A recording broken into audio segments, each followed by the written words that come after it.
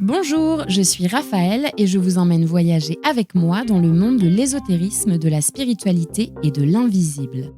Chaque semaine, nous retrouvons nos invités pour parler magnétisme, numérologie, médiumnité, communication animale et j'en passe. Et tout ça de manière très terre-à-terre, bien sûr. Ils retracent leur parcours qui les ont amenés à se connecter à l'autre monde et nous expliquent leur façon de voir la vie avec un grand V. Pragmatique ou non, soyez les bienvenus dans le podcast Les Mondes Subtils. Pour l'ouverture de bal de cette première saison, je vous présente Lounès. Lounès est aujourd'hui magnétiseur, bien qu'il ait été extrêmement sceptique plus jeune. Il nous raconte comment il s'est ouvert au monde des énergies, comment il a soigné beaucoup de ses collègues chez Thalys où il travaillait comme steward, et nous explique comment fonctionne le magnétisme. Bonjour Lounès. Bonjour Raphaël. Merci d'avoir accepté mon invitation dans le podcast Les Mondes Subtils. Bienvenue à toi. Alors, est-ce que tu peux te présenter, s'il te plaît, pour nos auditeurs ? Ouais, je m'appelle Lounès, j'ai 36 ans et je suis magnétiseur. Alors, déjà pour commencer, moi ça m'intéresse toujours de connaître un petit peu le passif des invités. Donc, est-ce que tu peux me parler de comment tu étais enfant ? Est-ce que tu étais un petit peu connecté à d'autres mondes ? Est-ce que tu te sentais... Alors, non. En tout cas, je me ressentais pas ni ne me voyais comme ça. J'avais pas dans mon entourage des gens qui étaient ouverts aux énergies, à cette forme de spiritualité-là, cette, on va dire, connexion, etc. Non, pas du tout. Donc du coup, comment ça s'est manifesté à toi ? Comment c'est arrivé tout ça dans ta vie ? Alors, c'est délicat de prendre un point de départ, en fait. Mais je dirais que déjà, c'est la curiosité. Ça a été le plus gros moteur, je pense. Vraiment, j'ai toujours été curieux. Ça, par contre, c'est quelque chose qui est survenu au moment où j'ai compris que j'avais beaucoup de croyances et très peu de connaissances. Alors, je pense qu'on a tous un déclic au moment où on comprend ça. Mais moi, ça s'est présenté bêtement en 2012, en fait, quand il y a eu l'élection de François Hollande. J'avais hâte de voir ce que c'était qu'un gouvernement de gauche. Et j'ai pas compris. Parce que du coup, j'ai vu déjà qu'il a nommé Macron. Du coup, je me renseigne sur qui c'est et tout. À l'époque, les médias ne parlaient pas trop de lui. Bon, aujourd'hui, c'est le président, donc tout le monde le connaît. Mais à l'époque, personne ne le connaissait. Et je vois que c'est un mec qui vient de la banque Rothschild. Il est nommé secrétaire général de l'Élysée. Je me dis, mais attends... Je comprends pas. Il vient, il dit mon ennemi c'est la finance et il nomme tout de suite numéro 3 de la France et plein de trucs comme ça. Il enlève des lois que Sarkozy faisait passer et puis il se vante qu'il enlève les lois entre guillemets de la droite et il fait d'autres lois exactement les mêmes et juste il change le nom. Et là je me suis dit, je crois que j'ai pas compris vraiment ce que c'était que la politique et comment ça fonctionnait. Donc je me suis renseigné dessus un peu plus en détail, en profondeur et effectivement ce que j'ai vu c'est que j'avais une croyance sur ce qu'était la politique et qu'en réalité c'était très différent et c'était l'époque en fait où on parlait beaucoup de la crise du système financier, etc. Comment résoudre les problèmes de la dette, etc. Et je me suis renseigné sur le système bancaire et pareil, j'avais une vision du crédit qui était complètement fausse en fait. Moi je savais pas que la banque pouvait prêter de l'argent qu'elle avait pas vraiment dans ses caisses, plein de choses comme ça. Et je me rendais compte qu'en fait, dès que je me renseignais sur un sujet par moi-même, je me rendais compte que j'y connaissais absolument rien. T'as déconstruit quoi ? Ah oui, beaucoup. Je pense que ça a été un peu la première pierre quoi. J'ai énormément déconstruit et c'est vrai que c'est là où j'ai vraiment vu que j'avais énormément de croyances dans plein de domaines et qu'en fait j'y connaissais rien, mais encore aujourd'hui il y a plein de trucs que je connais pas. Et donc quand tu te rends compte que tu sais pas, t'as envie de savoir. Donc du coup c'est là où je me suis renseigné sur plein de choses. Et les énergies, tous ces trucs là sur lesquels moi j'avais un avis assez tranché, assez négatif pour être honnête. Au bout d'un moment, je me suis rendu compte que j'y connaissais rien, que j'avais jamais vu personne là-dedans, et que mes idées étaient basées sur absolument rien. Pourquoi tu penses que tu avais un avis tranché et négatif sur les énergies ? Parce que je voyais tout simplement comment je réagissais vis-à-vis de personnes autour de moi qui voyaient des magnétiseurs ou des guérisseurs ou des choses comme ça, et limite je leur disais qu'ils étaient bêtes, quoi. C'était, j'avais une amie à la fac qui se soignait beaucoup par ça, et je me rappelle, je lui disais, mais au bout d'un moment, faut arrêter avec tes trucs.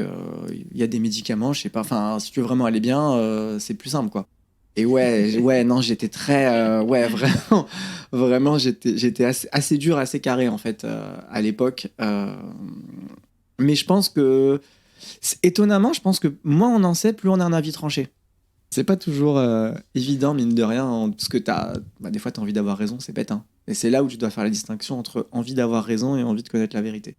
Après, je découvre qu'il y a beaucoup de gens qui croient aux énergies, des gens assez puissants, importants, et je me dis, c'est un peu bizarre quand même, c'est pas n'importe qui, c'est pas des... Enfin, c'est des gens qui paraissent, entre guillemets, je saurais pas comment dire, sérieux, j'ai envie de dire. Et du coup, on se dit, bon, bah, c'est bizarre. Et en fait, à un moment donné, la curiosité a pris le dessus, et je me suis dit, bah, en fait, la meilleure preuve que je peux avoir si les énergies existent, bah, c'est de les sentir. Et si elles existent, elles sont en moi. Si elles sont en moi, bah, je sais méditer. Donc, bah, en fait, je vais méditer et puis on va voir, on va essayer de voir ça. Et donc, je pars méditer en essayant de sentir les énergies. Et bingo, la première fois, du premier coup, ça marche au-delà de mes espérances parce que je sens vraiment des ondes très très fortes en moi qui vibrent de partout, partout, partout, et je me retrouve à... En fait, ça me fait peur parce que franchement, honnêtement, si je devais dire la pensée que j'avais dans l'instant quand ça se passait, on a des pensées bizarres qui nous passent par la tête, mais là, c'est vraiment ce que je ressentais. Je me disais, je vais exploser en fait. C'était tellement fort que j'avais vraiment l'impression que je pouvais pas contenir tout ce qui vibrait en fait en moi. Donc implosé, quoi. T'allais vraiment. Ah, j'avais l'impression que j'allais exploser. Ouais, vraiment. C'était c'est assez violent et étrange. Même si je vis le truc, j'émettais toujours des doutes. C'est-à-dire, je viens de le vivre, je le sais ce que je viens de vivre, mais bah, en fait, il y a toujours un truc qui me dit non, c'est pas possible. Non, c'est pas possible. Mais même quand j'ai commencé à soigner, même quand il m'a fallu du temps pour accepter les choses quand même. Et là, ce qui était la preuve que j'avais, c'était bon, déjà ce que j'avais vécu, puis je me disais mais c'est pas possible que les draps, le lit soit aussi chaud en fait. C'était parce qu'il y avait une chaleur énorme qui se dégageait, et c'est vrai que ça, ce qui a été confirmé aussi par ma copine de l'époque qui, quand je méditais à côté d'elle, elle me dit mais tu fais quoi la nuit en fait? Parce qu'elle savait pas que je méditais, et elle me disait mais tu fais quoi la nuit? Elle me dit mais c'est bizarre, et enfin elle sentait qu'il se passait quelque chose, et elle me disait et puis il y a une chaleur qui se dégage, voilà, j'avais des confirmations par aussi des confirmations extérieures, on va dire. Ça m'a beaucoup aidé au début. Ce que j'avais comme impression, c'était que pour la première fois de ma vie, j'allais pouvoir répondre à des questions J'avais enfin la possibilité de répondre à des questions qui m'obsédaient un peu quand j'étais petit. C'était le sens de la vie et est-ce qu'il y a une vie après la mort. Et c'est comme si que d'un coup, je comprenais que enfin, j'allais avoir une réponse à tout ça, mais j'allais la vivre en fait. Plus qu'une réponse extérieure. Et ça m'a passionné en fait. Ça m'a passionné, et je me suis mis à méditer tous les jours. Tous les jours, tous les jours, tous les jours. J'ai commencé à avoir des intuitions très fortes. C'est-à-dire que j'avais je sais pas comment expliquer ça en fait. Je savais les choses à l'avance. Mais vraiment en fait. Par exemple, je sors de méditation, je me dis, allez, je devais aller travailler. Ça faisait 6 mois que j'allais en transport tous les jours au travail. Et là, je me dis, est-ce que je prends pas la voiture aujourd'hui? Et je sens de prendre la voiture. Et là, je commence à avoir un dialogue intérieur, et je me dis, mais pourquoi tu veux prendre la voiture en fait? Tu vas mettre 1 heure au lieu d'une demi-heure, tu vas devoir trouver une place, tu vas payer un parking, tu vas dépenser de l'essence. Il n'y a aucune logique à prendre la voiture. Et là, du coup, en écoutant ma logique justement qui me parlait, bah, il y a la voix un peu plus profonde qui dit, mais justement, il n'y a pas de logique à prendre la voiture. Donc pourquoi ça fait 6 mois que que j'y vais en transport tous les jours, pourquoi aujourd'hui je me demande si je prends la voiture ou pas? Et là, je commence à me dire, ok, je me pose un peu, je me recentre en moi-même, on va dire, et là, je me projette. Je prends la voiture. Ok, je le sens plutôt bien. J'y vais en transport. Et là, en moi, alors c'est difficile à expliquer parce que c'est une sensation un peu. C'est comme si que ça se ferme, ça coince. Et je me dis, oh putain, je le sens pas du tout de prendre les transports. Ok, je prends la voiture. Bah, si je prends la voiture, il faut que je parte maintenant. Et j'ai pris la voiture pour aller travailler. Donc, je fais ma journée de boulot et je retourne en arrivant chez moi. Je me dis, bon, bah, je vais regarder qu'est-ce qui s'est passé sur ma ligne de RER. Et alors, il faut savoir que dans le travail où j'étais encore en CDD, et si je loupais un jour de boulot, c'était quasiment sûr que j'aurais pas mon CDI. Les stewards dans le Thalys, on loupe pas un shift parce que si on vient pas, en fait, s'il y a personne pour servir, si on n'est pas là, vraiment, il y a personne. Si on loupait un train, le CDI, c'était fini, quoi. Donc, fallait vraiment pas que je rate ma journée. Et donc, en arrivant, je regarde ce qui s'est passé sur ma ligne. Et là, je vois qu'en fait, à peu près à l'heure où j'aurais dû être dans les transports, il y a un incendie qui s'est déclaré sur la ligne. Et du coup, les trains se sont retrouvés bloqués, mais complètement dans les tunnels partout, pendant 4 heures. Donc, j'aurais littéralement pas pu aller bosser, quoi. Donc, et voilà, ça, c'est une anecdote parmi beaucoup. J'avais vraiment mon intuition qui s'est développée beaucoup et c'est un peu déroutant. On sait pas où donner de la tête. J'ai eu peur plein de fois, plein de fois, mais la curiosité a toujours primé. Donc ouais, je pense que les peurs, elles sont pas fondées en fait. On a peur de ce qu'on comprend pas, de ce qu'on connaît pas. À partir de quel moment tu comprends que tu as du magnétisme, ce que tu peux en faire? À partir de quel moment il y a tout qui se rejoint, je dirais, le puzzle qui commence à se former? Ouais, alors ce qui s'est passé, c'est que dans le travail où j'étais, il y avait énormément de gens que je vais dire connectés. Et du coup, c'était génial parce que ce que je vivais des choses et après j'allais les voir et je leur posais des questions. Donc c'est eux qui m'expliquaient un peu, vu que j'avais pas de livre, je découvrais ça tout seul, ils m'expliquaient ce que je vivais. Donc c'était assez pratique. Ouais, c'est trop bien de se sentir, c'était d'être génial. entouré comme ça. Mais c'était dans ce travail-là, j'avais pas l'impression d'aller travailler, j'allais à mon école d'énergie, quoi. C'était un peu ça, quoi. Et c'était super parce que je voulais pas qu'ils me spoil, donc je voulais pas qu'ils me disent à l'avance des choses et tout. C'était non, je vais vivre mon truc et puis je te poserai des questions après. Et du coup, c'était des puits de savoir. Franchement, je les remercierai jamais assez parce que c'était quand même génial. Ça m'a vraiment aidé d'avoir des gens qui sont capables de donner tout de suite l'information de ce que tu ressens, pourquoi tu vis ça, etc. Et donc, on m'avait dit, oui, de toute façon, tu auras des synchronicités. Les choses se feront naturellement. Parce que je disais, ouais, je dois forcément, au bout d'un moment, il y aura. On me disait, t'inquiète pas, il y aura. Tu sauras quoi en faire, ça se fera tout seul. Et ça m'a parlé quand on m'a dit ça. Donc, un jour, le jour où. C'était un samedi, je crois, si je dis pas de bêtises.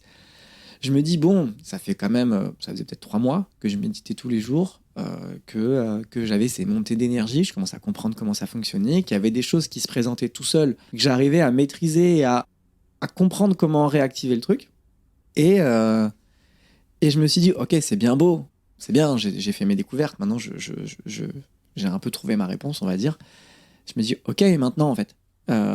Et c'est là où je me suis dit, qu'est-ce que je peux apporter au monde avec ça? Ok, maintenant, j'ai fini ma part pour moi, on va dire ça comme ça. Et je me suis dit, ok, mais c'est quand même une découverte incroyable. Est-ce que je peux pas peut-être apporter quelque chose, en fait, à ce monde? Et le jour où je me dis ça, je devais aller chez mes parents. Et en arrivant, ma mère remontait de la cave à ce moment-là, donc on se croise dans le couloir, et elle me dit, elle a un livre à la main, et elle me dit, ah, t'es déjà arrivé? Elle me fait, écoute, j'ai trouvé ça dans la cave. Elle me montre un livre, et elle me dit, je sais pas c'est à qui, je sais pas ce qu'il fout là, je sais pas d'où il sort ce bouquin. Elle me dit, j'allais le jeter, est-ce que tu le veux ou je le jette? Et je dis, c'est quoi comme livre? Je regarde, et là, le livre, c'était Initiation au magnétisme curatif de Michel Nicole. Et du coup, je me dis, ah ouais, ok, le jour où je me dis, ok, quelles sont les applications concrètes que je peux apporter, que je peux faire avec ce que j'ai découvert, le jour même, il y a un livre qui arrive. Sachant que j'avais comme une intuition, encore une fois, hein, je me disais, j'ai pas à aller chercher les livres vont venir d'eux-mêmes à moi. Donc voilà, j'avais mon premier bouquin. Merci maman. Ouais, c'est un peu ça. Merci la cave. Et donc, je lis le bouquin, il explique un petit peu. C'était parfait pour moi, parce que moi, je suis vachement dans l'expérience. C'est-à-dire, je préfère faire les choses et qu'après, on m'explique. Je doutais tellement que j'avais besoin que ça se passe comme ça. C'est-à-dire que si on me dit, voilà, tu fais ça, tu vas ressentir ça, t'es censé avoir ça, ça me gênait, en fait. Ce qui m'a attiré, c'est beaucoup les expériences. Donc, Il y avait des expériences à faire sur du poisson ou de la viande, c'est-à-dire qu'on va prendre une viande, on va la couper en deux, on va magnétiser un morceau de viande et l'autre on va le laisser, c'est notre témoin. En gros, et c'est ça qui m'a beaucoup attiré dans le livre. Et au niveau des mains, il disait voilà, mettez vos mains, mettez l'intention, vous sentirez sûrement de la chaleur. Après, on est tous différents, on va tous sentir différemment. Voilà. Et ça, c'était pas mal aussi. Donc, je fais mes trucs. Et puis, c'est vrai que tout de suite, dans mes mains, c'était très net, très palpable, quoi. J'ai vraiment senti des choses très facilement, en fait. Ça a été plus facile de travailler avec mes mains que de travailler mon énergie en méditation. Donc, de là, ça a été un peu l'autoroute, on va dire ça comme ça. Et donc, tout ce que je magnétisais pourrissait pas. Et tous mes témoins pourrissaient. Donc, j'ai fait ça sur des fruits, des légumes, enfin, tout ce qui passait à portée de main. Et ensuite, je me suis arrêté à ça. Je faisais ça un peu pour m'amuser, hein, honnêtement. Ouais, tu voyais que ça marchait bien. Ça marchait bien, ouais. Mais j'avais pas encore... Enfin, je me voyais pas soigner encore, pas du tout, en fait. C'était une application de ce que j'avais, de ce que je sentais en moi, mais sur l'extérieur, du coup, cette fois-ci. Et en fait, avec des collègues, on avait un peu fait la fête. Et puis, à 4h du matin, avec un ami, du coup, collègue qui était assez branché sur tous ces trucs-là, je lui ai dit, écoute, en ce moment, je fais des trucs un peu bizarres et tout. Je magnétise des fruits, des légumes, de la viande, du poisson. Et à chaque fois, je fais ça, je prends un témoin. Et mon témoin pourrit et pas ce que je magnétise. Et puis, je lui dis, ouais, je sais pas quoi faire de ça. Vraiment, c'est vrai, hein, vraiment, je me rends compte que je sais pas quoi faire de ça.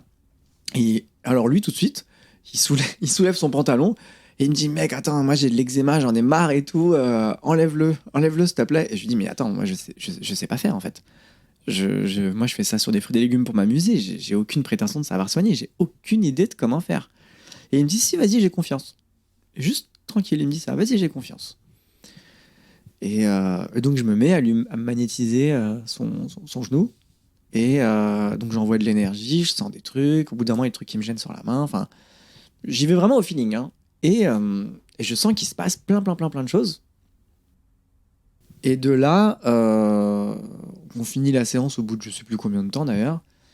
Et je le recroise au travail, je pense une semaine après, parce qu'on ne travaillait jamais aux mêmes horaires et tout, donc on ne savait jamais avec qui on travaillait. Et il me montre son genou, il me dit, mais ça me gratte plus du tout. Il me dit, regarde, et en fait, ça avait déjà diminué de moitié.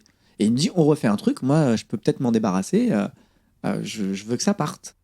Donc, alors, on n'arrivait pas à se croiser, donc je lui ai magnétisé de l'eau. Ça, c'est un autre test qui a été proposé à faire, c'est qu'en fait, on envoie de l'énergie sur de l'eau. L'eau va garder en mémoire l'énergie. Et du coup, après, on applique sur des problèmes de peau. Et c'est comme si on magnétisait la personne, en fait, en gros. Donc, vu qu'on n'arrivait pas à se voir, je lui ai magnétisé de l'eau que je lui ai filé.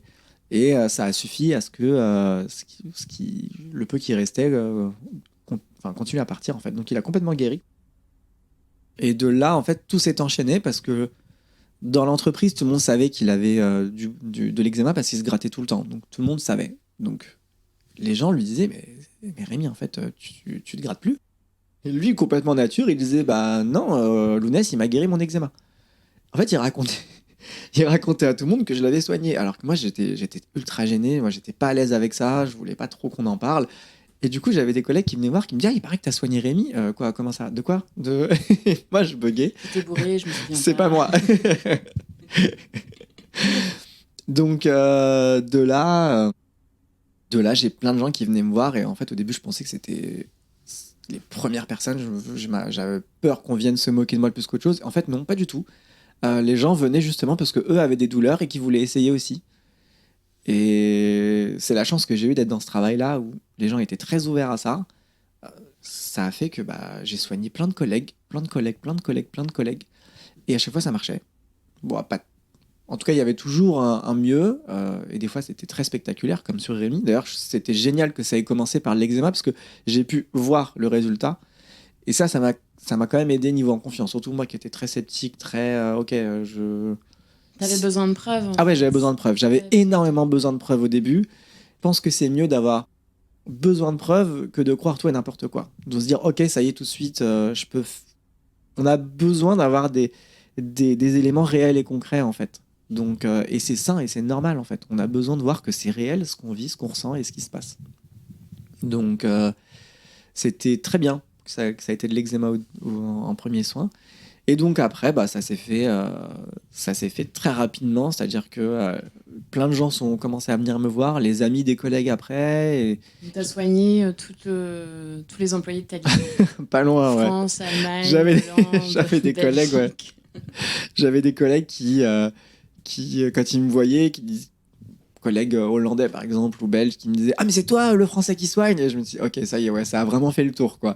Puis il y en a qui se disaient entre eux, dès que quelqu'un avait mal quelque part, dès que t'es avec le français tu lui demandes et il va te soigner. Et c'est vrai que moi ça me permettait de faire mes armes, hein. Vraiment on va le dire, donc c'était très bien, franchement ça s'est fait naturellement. À partir de quel moment tu t'es dit bon, j'ouvre mon cabinet, j'en fais quelque chose, c'est venu de toi ou c'est la vie qui t'a un peu... Un peu des deux. Alors ce qui s'est passé, c'est que moi je faisais ça gratuitement et c'était toujours des gens que je connaissais au début, le premier cercle en fait. Et au bout d'un moment, ça a été des amis de collègues ou d'amis qui me demandaient de venir les soigner. Et c'est vrai que eux, ça les gênait que je fasse ça gratuitement. Et il y avait des gens vraiment qui voulaient absolument me donner de l'argent. Ce que je comprends au bout d'un moment, ils voient ça comme un échange et ça me paraît logique. Donc je laissais les gens me donner ce qu'ils voulaient. Je disais aux gens, voilà, vous me donnez ce que vous voulez. Moi, je fais ça parce que ça me plaît, que j'aime bien en plus, donc ça me passionne. Donc donnez-moi ce que vous voulez. Et quand j'ai commencé à avoir de l'argent, la première fois qu'on m'a donné de l'argent, c'était bizarre. Intuitivement, je me suis dit, il faut que j'en fasse quelque chose, en fait. Et je savais qu'il fallait pas que je le mélange avec mon argent de tous les jours, on va dire. Je sais pas pourquoi, je me suis dit non mais je vais mettre cet argent-là de côté dans un pot en fait. Et ce que j'avais pas trop d'idées de pourquoi. Et je me suis mis à mettre, à chaque fois qu'on me payait, je mettais l'argent dedans. Et en fait, au bout de 6 mois, je vois que le pot il est bien rempli quoi en fait. Et donc je me mets à sortir l'argent, je regarde. Et je vois, j'ai l'équivalent d'un SMIC, en gros. Et de là, je me dis, ah ouais, sans faire, entre guillemets, d'efforts, en laissant les choses se faire, là, en fait, je vois qu'en 6 mois, entre guillemets, tout seul, ça s'est fait tout seul, parce que j'ai pas mis d'énergie pour gagner cet argent, j'ai un salaire, quoi. Donc, je me suis dit, ok, là, encore une fois, besoin de preuves, j'ai la preuve concrète que je peux en vivre. Donc, de là...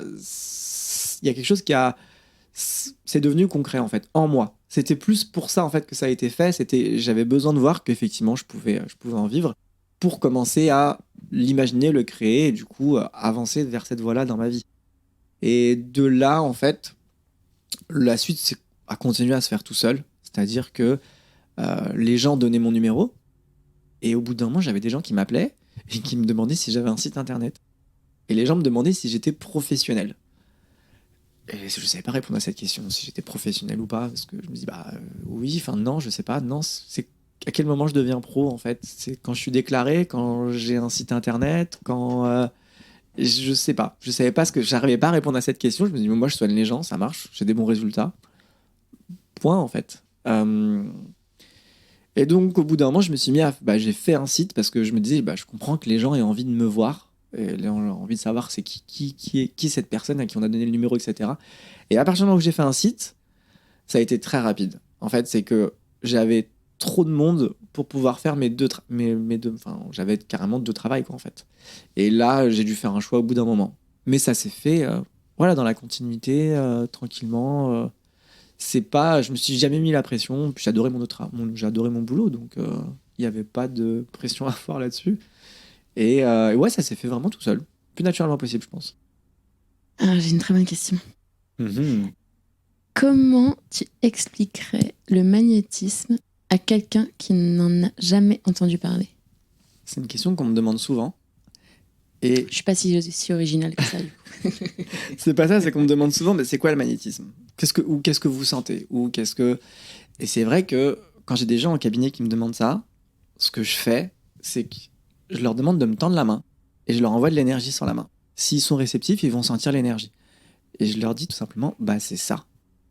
En gros, c'est quelque chose qu'on sent. Alors, c'est quelque chose qui est là, mais c'est quelque chose qu'on sent.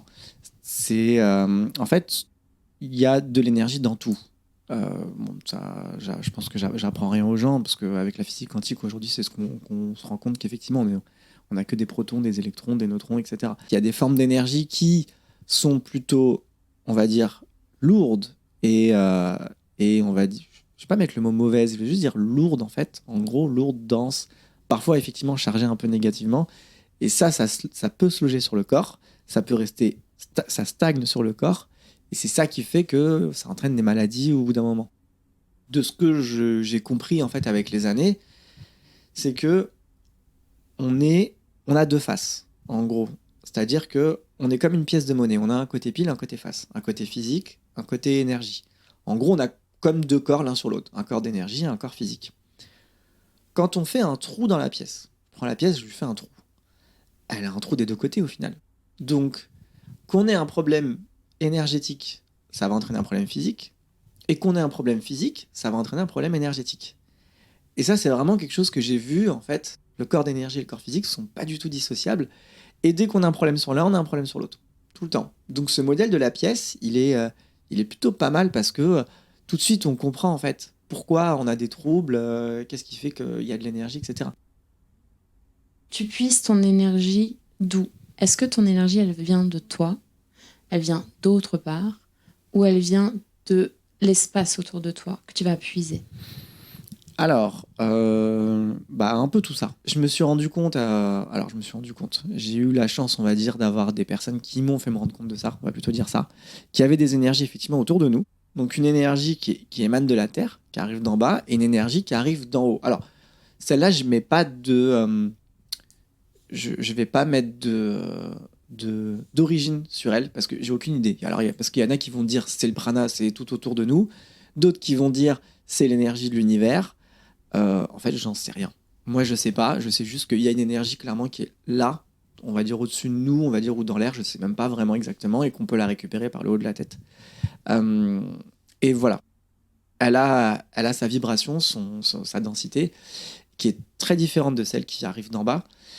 Et en gros, avec le temps, je me suis rendu compte que l'énergie qui venait d'en bas de la Terre, elle avait une vibration très basse et qu'elle était très efficace pour soigner les problèmes denses, donc plutôt les problèmes physiques. Et que celle d'en haut, quand je me connectais avec celle d'en haut et que je passais mes mains, j'arrivais à trouver les problèmes émotionnels. Et elle était très douée pour soigner les problèmes émotionnels. Et c'est là où j'ai vraiment compris ces différences de niveau de vibration et qu'en fait, chaque énergie est complémentaire. En vrai, elles ont toute une utilité et qu'elles sont toutes utiles dans des cas précis. Souvent, j'utilise la mienne, honnêtement, dans mes soins. Mais il y a des moments, si je vois que c'est un problème extrêmement physique, très très dense, je vais quand même prendre un peu de la terre. Et quand il y a des problèmes émotionnels, je vais souvent prendre d'en haut. Donc j'utilise différents outils et j'essaie de deviner lequel est le meilleur. Comment tu expliques qu'un problème émotionnel va se traduire dans le corps? Alors,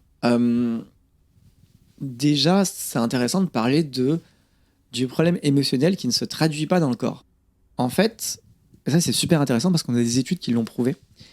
Il y a pendant des années des chercheurs plutôt dans la psychologie qui disaient que les chocs émotionnels entraînaient des maladies. Et dans les études des médecins, ça disait l'inverse. Ça disait les chocs émotionnels n'entraînent pas de maladie. Et pendant très longtemps, il y avait cette distinction entre les deux. Jusqu'à ce que des chercheurs se disent on va pas réfuter ni l'un ni l'autre, il y a peut-être quelque chose qui nous manque. Et ils se sont mis à faire des études, prendre un groupe de personnes et de leur demander de dire s'ils savaient exprimer leurs émotions. Donc il y avait un baromètre de gens qui savaient un peu exprimer, pas du tout, moyennement, beaucoup, voilà. Et ils les ont suivis sur très longtemps, je ne me rappelle plus exactement, je ne vais pas dire de bêtises, donc ils les ont suivis longtemps. Et on s'est rendu compte que les gens qui réprimaient le plus leurs émotions avaient plus de maladies que les autres. Et donc de là, en fait, c'est intéressant, c'est qu'on voit que, moi je le vois dans mes séances, qu'effectivement les gens qui ont plus d'énergie, je vais mettre ce mot-là, mais c'est un peu des émotions en vrai. Alors, toutes les énergies ne sont pas des émotions, mais ça arrive qu'on ait des émotions. En fait, une émotion, elle est palpable. Si on avait un appareil de mesure, on pourrait mesurer une intensité émotionnelle. Il y a quelque chose qui se passe en vrai. C'est pas juste quelque chose qui qu'on ressent. C'est quelque chose qui est presque concret, en fait, d'une certaine façon, j'ai l'impression. Et donc, les gens qui répriment beaucoup leurs émotions, on va sentir plus de charge d'énergie sur eux, notamment au niveau de la partie thoracique, ce qui explique beaucoup les crises d'angoisse. C'est des gens qui libèrent pas l'émotion. Et les personnes qui... Alors, c'est impressionnant, parce que des gens qui vivent des trucs horribles, etc., et qui pleurent beaucoup, quand moi, je les ai en soins, je sens pas du tout de charge ou autre. Donc, c'est que... Et les gens, je leur dis, ah bah ça va. Et les gens, ils me disent, attendez, je pleure tous les jours, comment ça va? Je dis, mais c'est bien que vous pleuriez, justement. C'est ça qui fait que ça va. Ça nettoie. Ouais, c'est exactement ça. Est-ce qu'il y a des gens sur qui ça ne marche pas? Et comment tu l'expliques? Déjà, il y a des personnes pour qui le magnétisme n'est pas la bonne réponse. Je vais prendre un cas un peu extrême, mais qui va être assez parlant. On va imaginer une épaule qui est luxée, donc qui est sortie de l'articulation. Voilà, il y a besoin là, vraiment, c'est trop mécanique, il y a besoin de venir replacer l'articulation. Donc il y a des cas où vraiment, c'est pas la bonne réponse parce que il y a vraiment besoin de manipuler le corps, par exemple. Et après, il y a des cas où effectivement, on entend des choses qu'on entend souvent parfois. Oui, ceux qui n'y croient pas, ça marche pas, ou des choses comme ça. Là, il y a une nuance parce que j'ai eu quand même beaucoup de personnes qui venaient, qui n'y croyaient pas et ça fonctionnait, et d'autres qui n'y croyaient pas et ça fonctionnait pas. Avec le temps, à force d'avoir un volume assez conséquent, j'ai pu me rendre compte qu'il y avait une distinction entre ces deux personnes. Il y en a ceux avec qui ça fonctionne, généralement, ils veulent guérir en fait. Ils y croient pas du tout, mais ils arrivent, ils sont désespérés, ils me disent, mais en fait, c'est un monsieur c'est un patient qui m'a fait avoir le déclic, qui m'a dit, moi, si vous me dites que qu'est-ce qui m'a sorti? M'entourer la jambe, parce qu'il a un problème à la jambe. Il m'a dit m'entourer la jambe de jambon et sauter à cloche-pied autour d'une bougie, ça me guérirait, je le ferais en fait.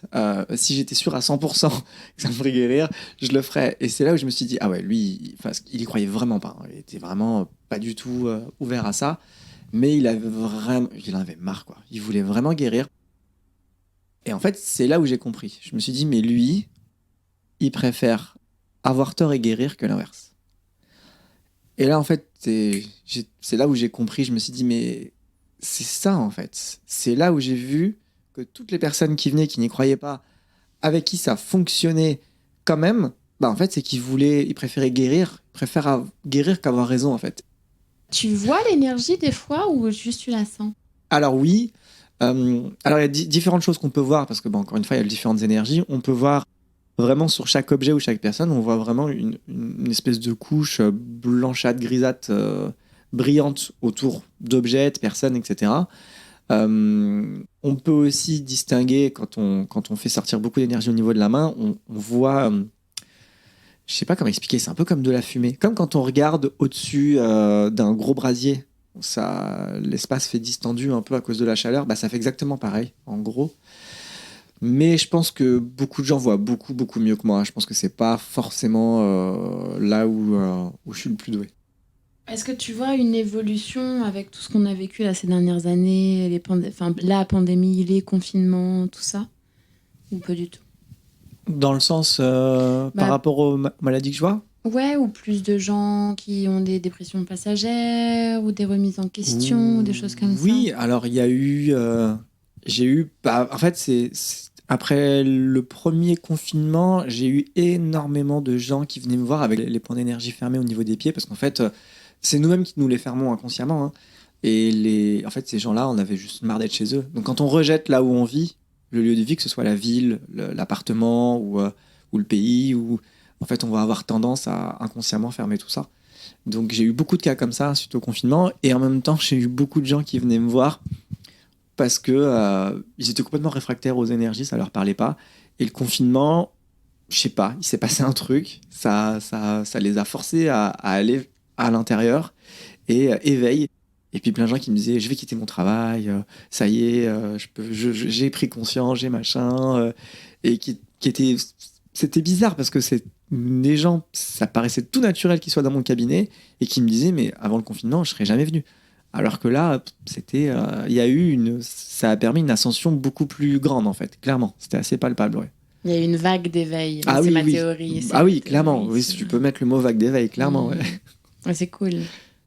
Est-ce que tu penses que ça, donc le magnétisme ou autre, c'est possible pour tout le monde. Est-ce que tu penses qu'on a tous quelque chose à faire ou une faculté, informer, guérir? Après, la guérison, ça peut être tellement de choses différentes. C'est quoi ta théorie là-dessus? Alors, comme d'habitude, ça va être mes découvertes, donc la pratique qui va répondre. Les enfants qui sont très jeunes, en bas âge, ils sentent souvent les énergies, très souvent même. Et ça a été très intéressant. J'ai eu des cas de gens qui venaient me voir pour des périodes de vie un peu compliquées. Souvent, on les a quittés ou alors on les a virés de leur travail. Et puis, profil un peu toujours similaire. C'est des gens qui disent « Oh, je me suis un peu perdu dans ma vie. Je me reconnais plus. Je me suis laissé porter avec les enfants, avec le travail, avec peu importe. » On a tous des raisons de nous laisser porter. Et ces personnes en fait, à un instant T, parce qu'il y a quelque chose extérieur qui les force, entre guillemets, à faire ça, ils se disent, en fait, faut que je me retrouve. Donc ces personnes-là viennent me voir en cabinet pour les aider un petit peu à cheminer dans ce sens-là, et puis à de nouveau être bien, parce qu'ils sont pas bien, quoi. Et donc ils sentent absolument pas les énergies. Moi, je sens pas un fort niveau d'énergie en les magnétisant. Et puis je les pousse un peu, effectivement, je leur dis oui, c'est bien, vous êtes sur le bon chemin, faut se retourner vers soi, vous avez raison, machin. Bon, bref. Chacun, après, ils partent, ils font leur vie. Ils reviennent me voir 6 mois, 1 an après, peu importe. Chacun a évolué de son côté dans son temps donné. Et donc là, ils viennent, ils me disent, j'ai toujours un peu le même discours, c'est « Ah, je me sens tellement mieux, je me suis retrouvé, maintenant je peins ou je fais tel sport, je rencontre plein de gens qui sont comme moi dans tel domaine et tout. » Enfin, on sent maintenant, ils rayonnent, quoi. Ils sont tout heureux, tout va bien, quoi. Ils disent « Ça y est, je me suis retrouvé, je sens que j'ai renoué avec moi-même. » J'entends beaucoup ça. Hein. Et donc là, ils s'allongent sur la table, je vais les magnétiser et là, j'ai dans mes mains, mais c'est super fort, quoi. Et là, je leur dis, mais vous sentez ce que je fais? Les gens, ils me regardent avec des gros yeux, mais oui, mais la dernière fois, je sentais pas, je comprends pas. Et là, on fait des tests et c'est marrant. Et donc, je mets ma main, par exemple, au niveau d'un genou. Et puis, eux, ils ont les yeux fermés et ils doivent dire où je suis. Ils disent, ah bah là, vous êtes sur le genou gauche, effectivement. Je dis, bon, maintenant, je vais bouger. Ah bah non, vous êtes sur l'épaule droite, effectivement. Et du coup, c'est marrant de voir ces personnes-là qui sentaient absolument rien, comment en 6 mois, 1 an, elles se mettent à sentir, mais aussi bien que moi. Et c'est juste parce que elles ont renoué avec elles-mêmes, en fait. Donc pour moi, effectivement, on a tous le potentiel. Je pense qu'on est tous fait de la même chose, donc on a tous des possibilités, entre guillemets, de sentir les énergies, qui je pense c'est juste la base des facultés que ça peut ouvrir derrière. Mais après, il y a un travail qui est plus dur à faire pour certaines personnes, parce que je pense que malheureusement, ou pas forcément, parce que chacun son parcours, il y a des personnes qui se sont beaucoup éloignées d'elles-mêmes et c'est forcément plus dur de revenir, en fait. Il y a des personnes qui n'ont même pas conscience qu'elles sont extrêmement éloignées d'elles-mêmes et c'est pour ça qu'elles sont malheureuses, en fait. C'est intéressant de voir que ces gens-là, ceux qui renouent avec eux-mêmes, ils deviennent heureux. Mais ils deviennent heureux parce qu'ils redeviennent eux-mêmes. C'est le secret de l'enfant, en fait. Le vrai bonheur, le bonheur qui dure, c'est le bonheur de l'expression de soi. Un enfant, il est 100% lui-même. C'est pour ça que les enfants, ils sont heureux, ils sont toujours contents, etc. Et en gros, quand on exprime ce qu'on est, quand on exprime parfaitement qui on est, ça nous rend heureux. Donc ces gens-là qui se reconnectent à eux-mêmes, ils sont à la fois heureux parce qu'ils sont eux-mêmes et en même temps, ils sentent les énergies. Et il y a un lien entre tout ça, en fait. Merci beaucoup, Lounès. Je t'en prie, c'était un plaisir. Oui, toi aussi, c'était un plaisir. Merci. Voilà, c'est la fin de ce premier épisode. J'espère que vous avez aimé. Alors sachez que Lounès commence des lives sur sa chaîne YouTube dès début juillet pour parler spiritualité et répondre à toutes vos questions. Vous retrouverez toutes les infos dans les notes de l'épisode. Le podcast Les Mondes Subtils est disponible sur vos plateformes d'écoute préférées. Apple Podcast, Amazon Music, Spotify et YouTube. N'hésitez pas à le partager autour de vous et à mettre des étoiles. Si ce que je fais vous plaît et que vous en voulez plus, vous pouvez faire des dons pour me soutenir. Et j'annonce également que je lance ma newsletter en septembre. Vous pouvez vous inscrire dès maintenant pour ne rien louper lors de sa sortie. Je vous mets tous les liens dans les notes. Je vous retrouve vendredi prochain pour un nouvel épisode avec Nicole, une géologue très hermétique au monde invisible, tellement hermétique d'ailleurs qu'elle a décidé de se lancer dans une enquête pour démontrer que les médiums et guérisseurs étaient tous des charlatans. Et on peut dire qu'elle a eu beaucoup de surprises sur son chemin. Je n'en dis pas plus. Je voudrais remercier plusieurs personnes sans qui ce projet n'aurait pas pu voir le jour. Merci déjà à tous les invités pour leur temps, leur confiance et leur bonne humeur. J'ai vraiment adoré mes moments avec chacun de vous. Un grand merci à ma chou, ma sœur de cœur, Alix de Crécy, qui s'est occupée de la stratégie digitale et qui m'a encouragée à aller au bout de ce projet. Un grand merci aussi au brillantissime directeur artistique Éric de Crécy pour toute la création visuelle que je trouve tout simplement sublime. Merci à Alice Krief des Belles Fréquences qui a réalisé le mixage et réparé mes petites erreurs. Merci à ma sirène, Marie Sala, pour son écoute et son soutien. Et enfin, un grand merci à Baboun et Mamouchka de toujours me suivre dans mes aventures folles. Allez, salut, à la semaine prochaine!